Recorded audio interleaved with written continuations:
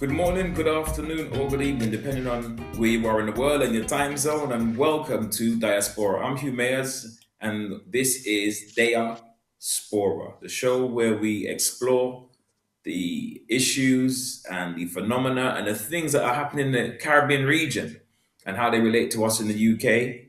And I'm joined by my co-host Sonia, who's going to introduce herself. Hey, Sonia, what's up? Hi, and hi everyone. Hi Hugh, thanks for introducing me. I'm Sonia Evans, second co-host. Looking forward to the show and to have really good conversations. I'm sure everyone's going to enjoy themselves. Indeed, indeed. And our second guest on the set today, joined by good brother Trevor. Trevor, do you want to say a little bit about yourself? Yes, thank you, Hugh. Greetings, everybody. Just really happy to be here, really happy to be part of this, and looking forward to see what we can find out about ourselves and how we can move ourselves forward. So, really looking forward to it, and thank you for the invite. Good to see you both. Good to see you both. So yeah, I wanted to just say a little bit about my link with the Caribbean. As in, I was born in the UK, the youngest of five siblings in the house. My late dad was from Guyana, and my mum is from Allman Town in Jamaica. So that's my connection with the Caribbean. I've been to the region a few times, and we got an interesting discussion actually lined up in terms of going to the Caribbean. But just wanted to get your connection, Sonia, first with the region. Yeah, so I was also born in the UK. So was my mum. My dad was born in Jamaica. Both parents are Jamaican, from Montego Bay and Kingston. And yeah, it's I've been there over 10 times, and I did some work out in Jamaica as well, way back in the day. Okay, cool, cool. Brother Trevor. Oh, thank you, Hugh. So, myself, my parents came over to here. My mother arrived in England in 1958. My father arrived in 1962. Um, I'm the youngest of eight, so we were part of the first generation of kids that were that landed, well, not landed, that were endured or went through those early years in this country. My father is originally from Linstead in Jamaica. I go there almost every year. Well, I try to get there every year recently and go see where he was born. My grandfather's grave is behind the house, as they do in Jamaica. My mother was born up in the hills in St Andrew, just outside of Jamaica. Again, I go try and get there as often as I can. Um, I always have a big, as I've grown, I've really grown to have a huge connection with Jamaica, our origins. I know many of our pioneers who came over here never actually saw their parents alive again. I know we're going to be touching on these things as we go through on this journey with the channel. But there's a lot that we need to really delve into and understand about ourselves, which might have I do believe it's got a big connection about how we are now. So yeah, thank you for Yeah. that. But that's where I'm from. That's where I originate from. Good stuff, man. I'd have to agree with you though. There's missing pieces of the jigsaw, or there's information with our Mm, connections. There's like it's more than just the physical journeys, but there's spiritual things that we can learn and connect with mm, in terms of empowering ourselves. But there's a question. There's a big question for today that we want to explore. We want to unpack, and I'm fascinated to find out both of your perspectives on the idea of us born in the UK of Caribbean ancestry repatriating, just taking our resources. There's all this talk going on in the country about immigrants and immigrants. We're not immigrants, but there's different contexts. So we could even consider what would it be like to pack up, ship, take our resources, leave, and go to the Caribbean region en masse. What would that be like? What would that look like? And maybe one of the first factors that we would consider would be health and safety. Let's start with yourself, Sonia. What's the first thing that comes to mind when you think about the idea of this mass migration back to the Caribbean? Well, I mean, if we talk about health and safety, I think we have to make sure that we are healthy enough in mindset to be able to have that transition. And Huey, you come from a therapeutic background, so you can talk to this in ways that many people may not be able to. But for sure, I think we have to have the mindset. We have to make sure that we have everything we need, our insurances in place, and that we've basically carried out the right research and given ourselves options around that. What we don't want to do is to move to the Caribbeans and actually we're in need and we can't actually get whatever medication that we require abroad. So we do need to get all our ducks in a row when it comes to that. And safety, well, it's so imperative for us to research again in terms of what are the safe areas that we want to move to. And is it as safe as where we live now? Or actually, it could be the opposite.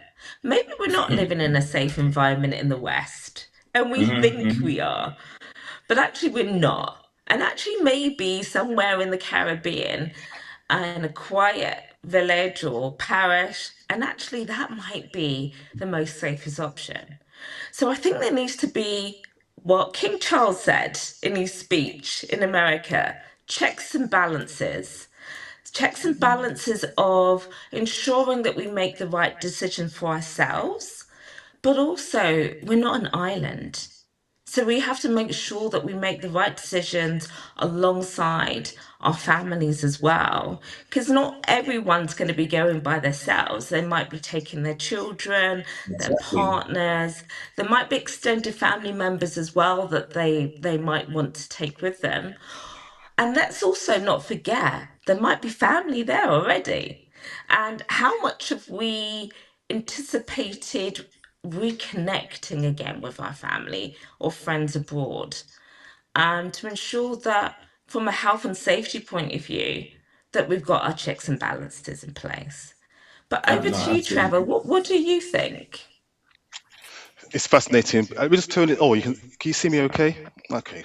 I Yeah. think it's a fascinating subject, and I think you covered up quite a lot of points I was thinking about when I first heard the topic heading around health and safety.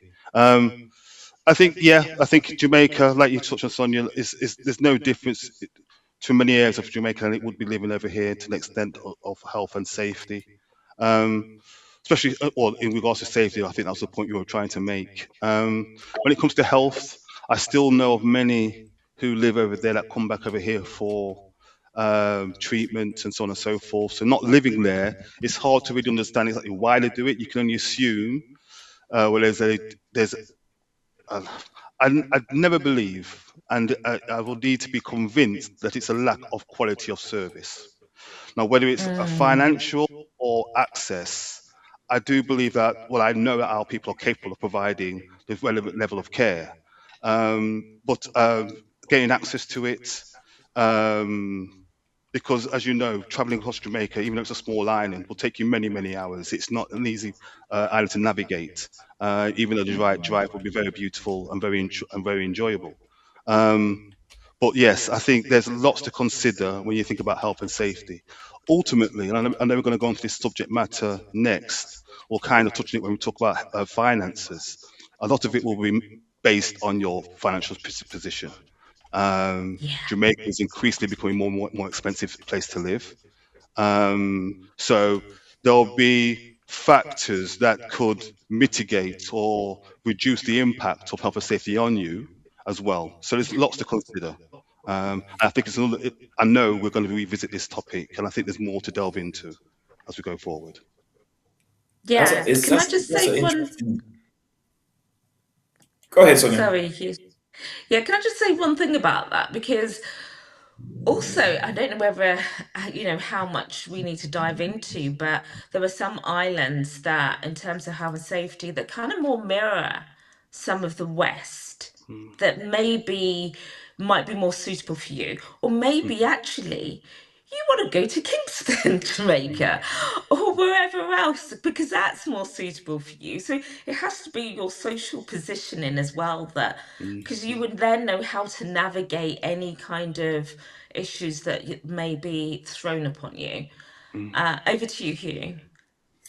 No, I was listening to both of you speaking. When I was thinking about health as well, not just the health and the safety, but sort of taking health by itself. I was thinking there's so many people, so many of us here in the UK with medical conditions or complicated medical histories, and that would need continued treatment, and so that would need a big consideration, like you mentioned, Sonia, the checks and balances with family, with research, and maybe wider organizations. Are there NGOs in the region, right? Or other organizations affiliated to the government, for example, the various governments that we could have that kind of dialogue, because it would be a big challenge for the different islands. It'd be a big challenge for the region. Hundreds of thousands of us from the UK going back, but also a great opportunity to build infrastructure, to build, right. So we'll get, as we mentioned, we're going to get onto the resources, but there is a health element of, we can't really knock the NHS in the sense of it's free, it's accessible. There are problems with any system, but we're coming from a system where, as you cough, you can phone a number, right? You can go in a queue and you can get medication, right? To see a specialist. But where there is no NHS, there's a different system in place, so it would mean adapting our strategies and how we proceed with that. So yeah, that's just something to consider. And But I wanted to get a bit more from you both on the. Actually, you was going to say something, Trevor.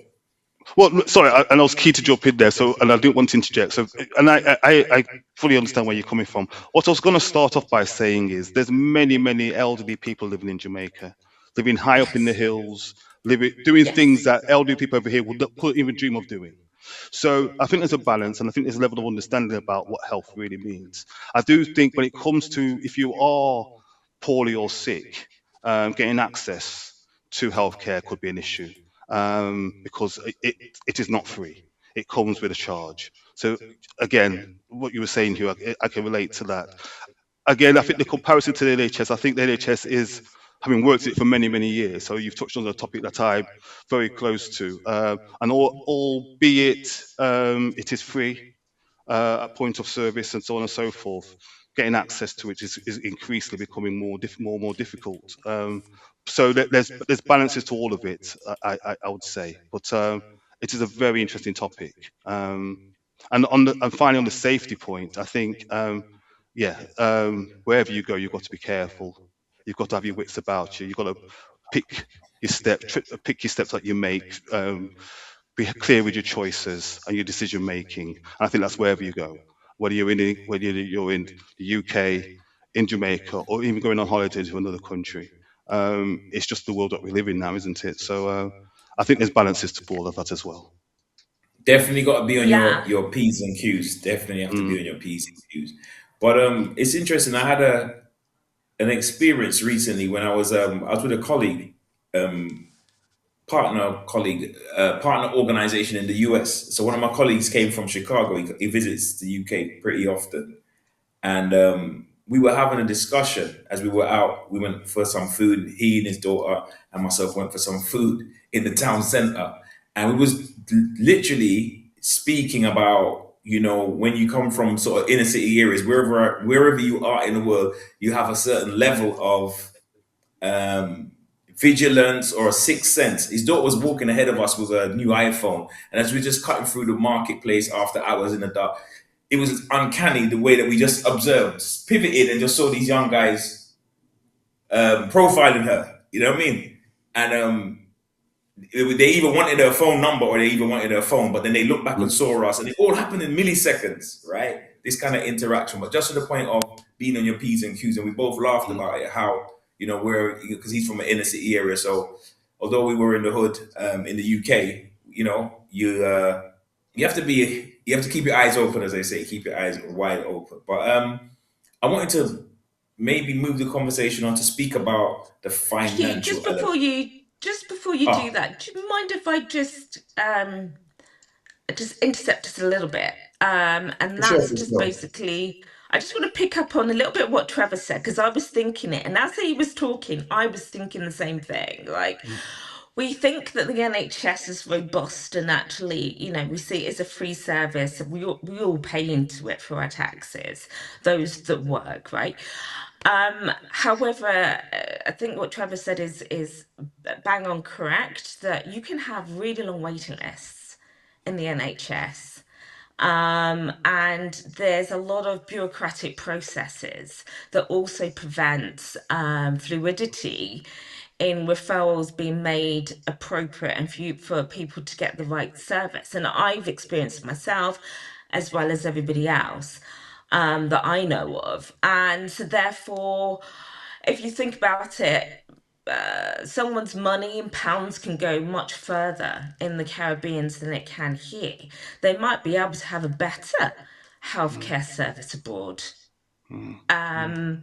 In so many ways. I mean, I know of somebody who's in South Africa and they consistently see the same doctor.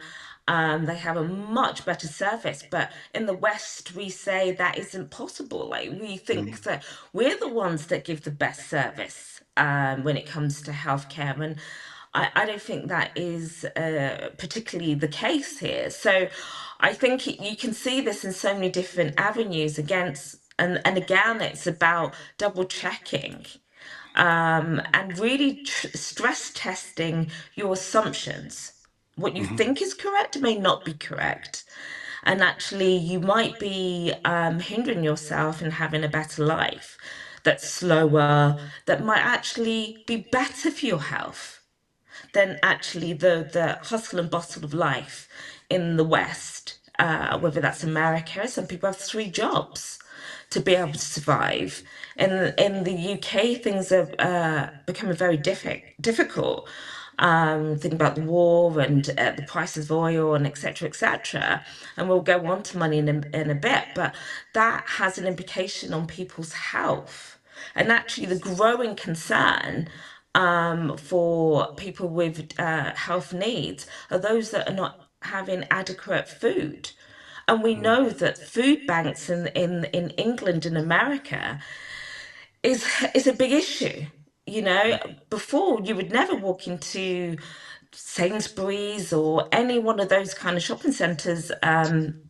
Probably shouldn't be saying names, Tesco's as well, whoever. Any of these shopping centres, and you wouldn't see food banks, but now you do. After COVID, now you do. So in terms of health and safety, it isn't just about the accessibility of or services. It's also about what balanced food can you have, etc., etc. And at this point, I'm just going to say, everyone, can you subscribe to this channel? And over to you, Hugh. Yeah, yeah. No, you remember to subscribe to DehYahSpora, or you can send us an email on info@DehYahSpora-Channel.com.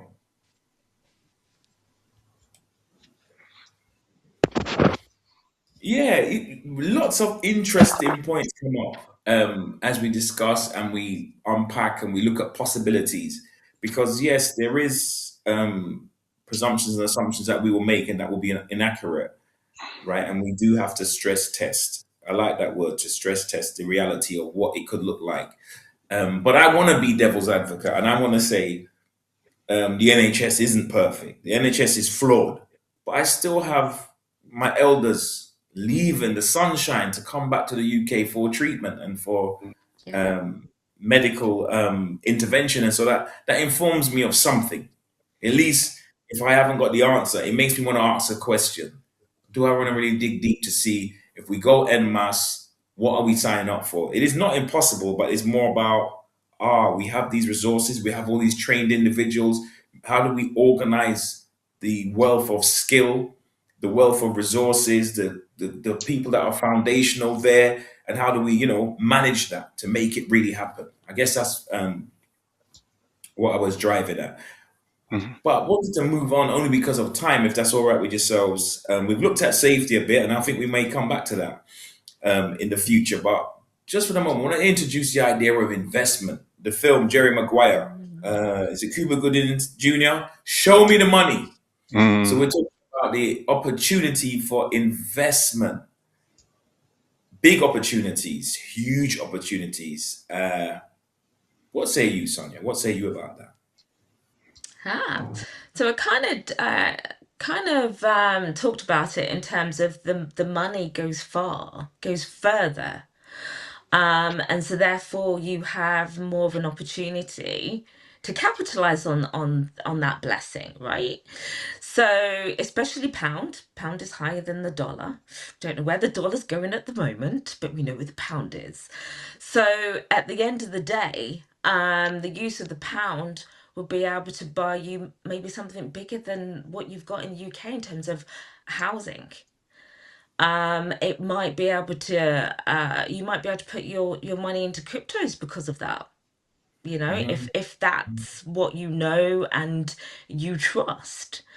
Again, you need to be careful about how you spend your money and how you invest, and you need to have financial advisors helping you. And again, getting those checks and balances in place to make sure that you're doing the right thing, paying attention to legalities because it's very different in the Caribbean than it is here. You know, even if we just talk about land, you know, you buy your land and you may build your house. You know, it's different here. If you wanted to do that in the UK, you need to have quite a lot of money to be able to, and it obviously depends on what area that you're going to buy in. So Mhm. you know, there's lots of opportunities in, I don't know, joint ventures in business as well, because you've got money that can go further. But you also need to understand that if you don't try and make it work, what happens if you have to come back? What sort of lifestyle will you have? Would it be under what you originally had when you left? And of course, nobody wants to say, I'm going to go to the Caribbeans and then plan to return back unless you're older. So Hugh made the he basically reminded us that there are older people that return back to the UK or America for medical checks, right? But that necessarily isn't the case for a younger cohort. So I think we need to pay that attention to in our decision making. Where are we at? What age are we? What do we have? What's our support? Financially, mentally, and so on. And again, Mhm. like mental health service is very difficult in the UK, and also in America. But in the Caribbeans, what kind of mental health support, if that's your need, are you going to be able to have? And again, are you going to be able to have that guidance to be able to financially apply your money where you want to apply it if you're not having advocates to support you in that Mhm. journey? So I'm coming from a disability neurodivergent, you know, making sure that, you know, you have that support around you to ensure that you are making the best decision at the right time. And yeah, for me that's fundamental. Could you in quick question before I ask Trevor, the money man, to give his expert analysis here.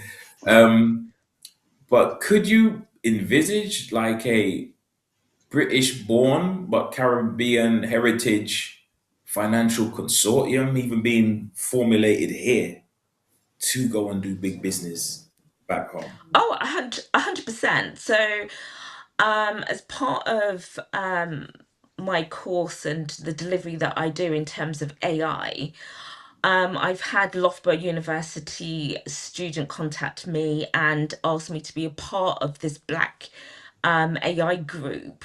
And there's 150 of us.